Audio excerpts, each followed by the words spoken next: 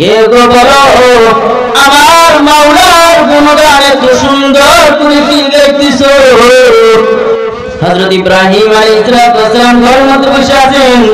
এমন সময় কে যেন বাহির থেকে সমুদ্র কণ্ঠে আল্লাহ পাক রব্বুল আলামিনের বাণী উচ্চারণ করতেছে, সুবহানাল মুলকি ওয়াল মালাকুত, সুবহানাল ইজ্জতি ওয়াল আযমতি ওয়াল গায়বতি ওয়াল কুদরতি ওয়াল কিবরিয়া ওয়াল জাবরুত, সুবহানাল হাইয়্যিল লাযী লা ইয়ানামু ওয়া লা ইয়ামুতু আবাদান আবাদা, সুবহানুল কুদ্দুসুর রাব্বুনা ওয়া রাব্বুল মালাইকাতি ওয়ার রূহ। এত সুন্দর মনোমুগ্ধময় হযরত ইব্রাহিম আলাইহিস সালাম এত সুন্দর বাণী শোনার সঙ্গে সঙ্গে তিনি ঘর থেকে দৌড় দিয়ে বেরিয়েছেন।